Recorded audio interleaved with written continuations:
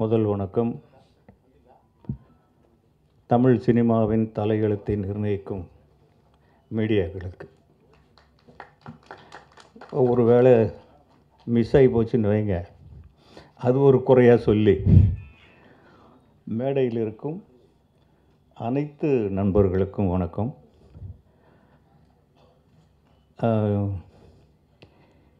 நிஜமாக எனக்கு டைரக்டர் அம்மா ராஜசேகர், நான் இங்கே தான் முதல் முறையாக பார்க்குறேன் அவரை. பட் ரொம்ப நாளாக கேள்விப்பட்டுக்கிட்டே இருக்கேன். தெலுங்கு ஆந்திராவுக்கு போனாலும் பேசுகிறாங்க, இங்கேயும் பேசுகிறாங்க. ஒரு தில்லு வேணும் அதுக்கு. அதாவது ஒரு அசிஸ்டன்ட் டைரக்டராக நான் 40 படத்துக்கு மேலே ஒர்க் பண்ணேன். அப்புறம் டைரக்டர் ஆனேன். 10 படம் ஒர்க் பண்ணிவிட்டு, பட் இன்றைக்கெல்லாம் வேறு மாதிரி இருக்குது. 4 ஷார்ட் ஃபிலிம் பண்ணிவிட்டு டைரக்ட் பண்ணணுன்னு தான் வராங்க. அவர் ஒரு டான்ஸ் மாஸ்டராக இருந்து இயக்குனர் ஆனது. இன்னொருத்தர் கூட இருக்காருன்னு நினைக்கிறேன், லாரன்ஸ் மாஸ்டர். அவர் நடிகர் அவங்கள இருக்கார். அதனால் இப்போ ராஜசேகர் சார் ஒரு சிறப்பான ஒரு திறமை தான் அது. ஏன்னா அவங்களுக்குள்ள அந்த க்ரியேட்டிவிட்டி இல்லைன்னா அவங்க நடன அசைவுகளே அமைக்க முடியாது. அவங்க டைரக்டரோட சிறப்பான கலைஞர்கள், அவங்க டான்ஸ் மாஸ்டர்கள். அதனால் அவருக்கு என்னுடைய வாழ்த்துக்கள். நான் இங்கே வந்ததுக்கு ஒரே காரணம், இந்த படம் இல்லை, நீங்கள்லாம் இல்லை. பிரேம்நாத் பாப்பா கொஞ்சம் முன்னாடி, இது உனக்காக தான் கொண்டு வந்தேன். அங்கே இருந்து என்னடா அவன் துண்டு எடுத்துகிட்டு போகிறானேன்னு யோசிச்சுப்பாங்க. நான் எனக்கு கொடுத்ததை நான் உனக்கு கொடுத்துட்றேன். வாசு மாஸ்டர் எங்கே வாங்க. இங்கே இன்னொரு துண்டு இல்லை, ஒன்று தான் கொடுத்தாங்க.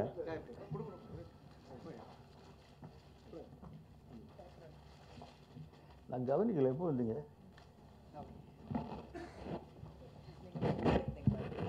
கரெக்ட். இந்த 2 பேரையுமே என்னால் மறக்கவே முடியாதுங்க வாழ்க்கையில். இந்த உயரத்திற்கு அவங்க ஒரு காரணம். அது ஏன்னு அவங்களுக்கே தெரியாது. தெரியுமா? தெரியாது. செல்வமணிக்கு தெரிஞ்சிருக்க வாய்ப்பு இருக்குது. ஏன்னா நம்ம தமிழ் தமிழ் படைப்பாளிகள் சங்கம்னு ஆரம்பிக்கிற பாலச்சந்தருக்கு அடியெல்லாம் விழுந்தது. அதில் அந்த மாதிரி ஒரு ஆரம்பிக்கிற நேரத்தில் பெப்சியோடு நம்ம ஒர்க் பண்ணக்கூடாது அப்படின்னு ஒன்று போட்டாங்க. நான் வீரத்தாலாட்டுன்னு ஒரு படம் எடுத்துகிட்டு இருந்தேன். அது 1997 97 இல்லை 97 98. அப்போ பாட்டு எப்படின்னா 50 டான்சர்ஸ், இளையராஜா மியூசிக்கு, பாட்டு படு ஹிட்டான சாங்ஸ். இது எப்படா எடுக்கிறது? பெப்சி தொழிலாளர்கள் இல்லாமல் அவங்கள மாதிரி டான்சர்ஸ் எங்கே கிடப்பாங்க? அவர் எங்கே பிடிச்சாரோ என்னமோ தெரியல. 25 கேர்ள்ஸ் 25 பாய்ஸ், 2 சாங்கு தேனியில். அதில் தான் நான் அவரை முதல்ல பார்த்தேன்.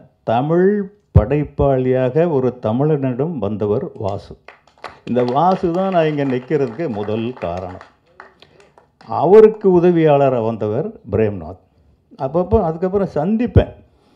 நேற்று அதிர்ச்சி ஆகிட்டேன். என்னையா தயாரிப்பாளர்னு சொல்கிற?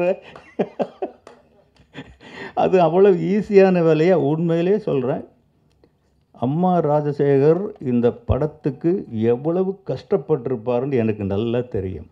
As a father, as a producer, இது 2மாவும் நான் இருந்த உண்மையிலேயே இங்கே நான் நிற்கிறதுக்கு துள்ளுவதோ இளமை ஆடியோ லான்ச்சில் நிற்கிற மாதிரி தான் நிற்கிறேன்.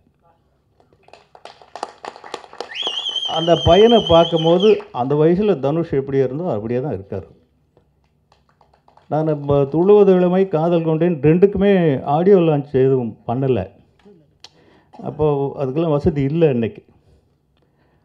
அந்த ஒரு உதாரணம் என்னென்ன, ரொம்ப ஆரோக்கியமாக இருக்கிறவன் நான். இன்றைக்கி 72 இயர்ஸ் ஆகுது எனக்கு. நான் நிற்கிறத வச்சே நீங்கள் சொல்லலாம் நான் ஆரோக்கியமாக இருக்குன்னா இல்லையா அப்படிங்கிறது. எனக்கு இப்போ சுகர் இருக்குது. எப்போ சுகர் வந்ததுன்னு என்னால் டேட் வைஸ் கூட சொல்ல முடியும். துள்ளுவத இளமை, காதல் கொண்டேன், அந்த 2 படம் ரிலீஸ்க்கு அப்புறம் தான் இந்த விஜய் ஹாஸ்பிட்டலில் போய் செக் பண்ணோம். சுகர் இருக்குன்னாங்க. 2 சுகர், 2 பிள்ளைங்க நல்லா வந்துருச்சு. அது ஒரு சுகர் கூட, இது ஒரு சுகர், 2 சுகர் வந்தது. ஆனால் ராஜசேகர் சார் உங்களுக்கு சுகர் வரக்கூடாது, நீங்கள் உங்களுக்கு ஆமாம், நீங்கள் ஒரு ஒற்றுமை இருக்குமா அதில்? நான் இவ்வளவு தூரம் நிற்கிறதுக்கு என் மனைவி தான் காரணம். எனக்கு அவங்க துள்ளுவத இளமையில் நாட்டுப்புற பாட்டு தான் என்னுடைய முதல் ப்ரொடக்ஷன். அது 1 இயர் ஓடிச்சு அந்த படம். நீங்கள் ஒர்க் பண்ணியா? ஓ, நீ ரொம்ப நாளாக எனக்கு தொந்தரவு பண்ணிக்கிட்டே இருந்திருக்க, எனக்கு தான் தெரியல. அப்போ இருந்து இந்த இடத்துல என் மனைவியை பற்றி நான் சொல்லித்தான் ஆகணும். என் மனைவி விஜயலட்சுமியை பற்றி சொல்லாமல் எந்த மேடையிலிருந்தும் நான் இறங்க மாட்டேன், கழுத்தை பிடிச்சி எடுத்தாள்னா கூட. ஏன்னா அவங்க இல்லைன்னா இந்த குடும்பமே இல்லை இன்னைக்கு வரைக்கும். அவங்க ரொம்ப சொற்பமான படிப்பு, ஒரு கிராமத்து லேடி. ஏதோ நான் அந்த நேரத்தில் ஒரு உத்தியோகம் பார்த்துட்டு இருந்ததுனால ஏமாந்து எனக்கு பொண்ணை கொடுத்துட்டாங்க. வந்தாக்க மதுரையில் வந்து குடியிருந்தோம். 2 ரூபா கொடுத்து கத்திரிக்காய் வாங்கிட்டு வர சொன்னாக்க அது பாக்கி சில்லறை எண்ணி வாங்க அவங்களுக்கு தெரியாது. அவ்வளவு இன்னசென்ட்டு. இது என்னடா யோசிக்கிறேன் நான். நிஜமாக ஒவ்வொரு ஆணும் யோசிக்க வேண்டிய யோசனை இது. நான் யோசித்தேன், ஏன் இந்த அம்மா இப்படி இருக்காங்க, இப்படி வச்சுட்டா அது எப்படி இவங்க. அதுக்கப்புறம் காலங்கள் போகுது, சென்னைக்கு வர்றோம், படம் தயாரிக்க வேண்டிய நிலைமை வருது. அப்போ தான் நான் அப்போ யோசித்ததனுடைய விளைவு, இவங்களை ஏன் ப்ரொடியூசர் ஆக்கக்கூடாது, ஒரு நல்ல ஒரு பையை வாங்கி கொடுத்து ஏமாற்றணும் இல்லையா. பை நிறைய கடன் வாங்கி பணத்தை போட்டு அந்த தோளில் போட்டு நீ தான் ப்ரொடியூசர், விஜயலட்சுமி கஸ்தூரி ராஜா வழங்கும்னு போட்டு, அதுக்கப்புறம் 1000ல் ஒருவன் அப்படின்னு ஒரு படம் 33 கோடி ரூபா பட்ஜெட்டு, அதையும் அவங்க தான் எடுத்தாங்க. அந்த திறமையை அவங்களே வளர்த்துக்கிட்டதுனால அவங்க பட்ட கஷ்டங்கள், கோர்ட்டுக்கெல்லாம் போயிருக்கோம், ஸ்டேஷனுக்கெல்லாம் போயிருக்கோம். நீங்கள் இவ்வளோ தூரம் நீங்கள் கூட இருக்கீங்க அப்படிங்கும்போது நீங்கள் எவ்வளோ சிரமப்பட்டிருப்பீங்க அப்படிங்கிறத என்னால் உணர முடியுது. அதுக்காக சொல்கிறேன். வந்துருச்சா? இதனால தான் வந்ததா? ஓ இல்லை, பயப்படாதீங்க, உங்கள் பையன் ரொம்ப சுகர் மாதிரி இருக்கார், உங்களை நல்லா காப்பாற்றுவார், நல்லா பண்ணியிருக்காரு. அந்த ட்ரெய்லர் பார்த்தோம், அற்புதமான ட்ரெய்லர். ஒரு புது பையன்னு யாராலையும் சொல்ல முடியாது. இப்போ நீங்கள் ஒரு கட்டாயமாக வாரிசுகள் வரணுங்கிறது இல்லை, தலையெழுத்து இருந்தால் வந்து தான் தீருவாங்க. நீங்கள் என்ன சொன்னாலும் படிக்க வைக்க முடியாது. செல்வராகவன் அவருக்கு என்ஜினியரிங் ஷீட், நான் ஊர்லேருந்து கிராமத்துலேருந்து வந்ததே டாக்டர் என்ஜினியர், இந்த 2 கனவுகளோடு தான் வந்தேன், பிள்ளைகளை படிக்க வைக்கணும் அப்படின்ட்டு. பொம்பளை பிள்ளைங்க 2 பேரும் டாக்டர் ஆகிட்டாங்க, செல்வராகவன் என்ஜினியர் ஆகிட்டார். தனுஷ் வந்து +2 நானே பிடிச்சி கூட்டிகிட்டு வந்துட்டேன். செல்வராகவனுக்கு என்ஜினியரிங் சீட்டு வாங்கிறதுக்கு இத்தனை படம் எடுத்ததுக்கு நான் கஷ்டப்படல, அவ்வளவு கஷ்டப்பட்டு வாங்கி கொடுத்து தேடியர் முடிஞ்ச உடனே வந்தார். அப்படி புக்கை தூக்கி எறிஞ்சிட்டு, அம்மா காஃபி, அப்பா நோ காலேஜ், நோ படிப்பு. என்னடா சொல்கிறான் இவன், எனக்கு நான் ஏதோ ஜோக் அடிக்கிறேன்னு நினச்சேன். இல்லைப்பா, சீரியஸாக தான் சொல்கிறேன், சினிமா தான். இப்படி பாலச்சந்திரன் மாதிரி இப்படி பிடிச்சி சொல்கிறார், இதாங்கிறான். அந்த சீட்டு வாங்கிறதுக்கு தெருவாக அசிஸ்டன்ட் டைரக்டர் கூட நான் அவ்வளோ வலையிலைங்க, வாங்கி ஈஸியாக சொல்கிறான். எனக்கு வயிறு பற்றி எறியுது, என்னடா இவன், அவங்க அம்மா அடிக்க போகிறாங்க, டே சோத்துக்கு இல்லாமல் சென்னைக்கு வந்தோம், உங்கள் அப்பா எவ்வளோ கஷ்டப்பட்டு உன்னை படிக்க வச்சார். இல்லைம்மா, நோ படிப்பு.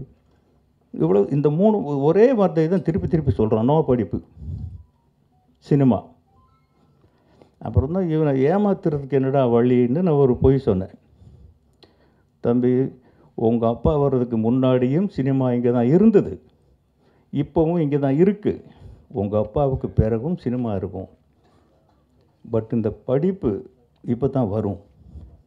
இதை விட்டுட்டீங்கன்னா உங்கள் அப்பாவுக்கு உனக்கு உன் பேருக்கு முன்னாடி போடுற உங்கள் அப்பாவுடைய இனிஷியல் தவிர உனக்கு எதுவுமே இருக்காது, படித்து முடிச்சுட்டு வா, நான் எப்படியாவது உனக்கு சினிமாவுக்கு வரதுக்கு ஏற்பாடு பண்ணுறேன் அப்படின்னு ஒன்றுமே சொல்ல. மறுநாள் ஜாலியாக காலேஜுக்கு போயிட்டான், படிச்சுட்டான், மெடலிஸ்ட் மெக்கானிக்கல் இன்ஜினியர். நான் அதுக்கு முன்னாடி என்ன பண்ணேன், இவர் அமெரிக்காவுக்கு அனுப்பி படிக்க வைக்கலான்னு ஒரு ஏற்பாடு பண்ணி வச்சுருந்தேன். அதை மெல்ல சொன்னேன், இப்போ இந்த மாதிரிப்பா அமெரிக்காவில் போய் படி, சினிமாவும் படிக்கலாமா, ரெண்டையும் படி. சினிமாவும் படிக்கலாங்கிறது பொய். அவரை வந்து டெக்ஸ்டைல் என்ஜினியராக ஆக்கணுங்கிறது என்னுடைய கனவு. அவர் என்னை நாடு கடத்துறதுக்கு பிளான் பண்ணுறீங்களா? அதெல்லாம் வேறு. நீங்கள் சொன்னதை நான் செஞ்சேன், நான் சொன்னதை நீங்கள் செய்யுங்க. இது ரெண்டு தான் அக்ரிமெண்ட். அவர் போகலை, அதுக்கப்புறம் படிப்புக்கு போகலை, வேலைக்கு போகலை. எந்த டைரக்டருமே அவர் சேர்த்துக்க மாட்டேங்கிறாங்க. கஸ்தூரி ராஜாவுடைய பையன்கிற ஒரே காரணத்தினால. செல்வமணிட்டு கூட வந்திருப்பேன்னு என்னன்னு தெரியல. அவர் நிறைய பேர்கிட்ட கேட்டேன், ஐயோ நான் எப்படியா நாயே பேயேன்னு திட்டுவேன், உங்கள் மகனை நான் திட்டுறது போகலை. அப்புறம் அவரே காதல் கொண்டேன்னு வந்தது. எதுக்கு சொல்கிறேன்னா, படிக்க வச்சாலும் இன்றைக்கி ஒரு மெசேஜ் சொல்ல மறந்துட்டேன். என் பேரன் ஹீரோவாக நடிச்சிருக்கான். இப்போ நிலவுக்கு என் மேல் என்னடி கோபம், 3வது தலைமுறை அந்த இடத்துல வருது. +2 நல்ல ஸ்டூடெண்ட்டு. படிப்பு நிறுத்திட்டு அவங்க மாமா தனுஷ் வந்து கூட்டிகிட்டு போய் நடிக்க வச்சிட்டான். ஆக படிக்கணும், வந்தால் படிக்கணும். அதனால் என்ன பிரயோஜனம்? அதை விட சினிமாவை படித்தா அவங்க கூட அந்த பையன் சொன்னான், அந்த என் பேரன் வந்து சொன்னான், நான் விஸ்காம் படிக்க போகிறேன் தாத்தா அப்படின்னா. எதுக்குடா? நம்ம வீட்லேயும் 3 விஸ்காம் இருக்குது, நீ போய் என்ன அங்கே போய் காலேஜில் படிக்க போகிற? போ மாமாட்ட போயிரு அப்படின்னு அவரோட கொஞ்ச நாள் இருந்தால் ஏதோ நடிக்க வச்சுட்டான். ஆக 4 வருஷம் வீணாக போய்டும் ஒரு டிகிரி வாங்கிறதுக்கு. யாரையும் படிக்க வேணான்னு சொல்ல, படிக்க வந்தால் படிப்பு தான். படிப்பு வரலையா, சினிமாவா, அந்த சினிமாவில் போட்டு அமைக்குங்க. அதில் அவன் திறமையை வளர்த்துக்கட்டும்.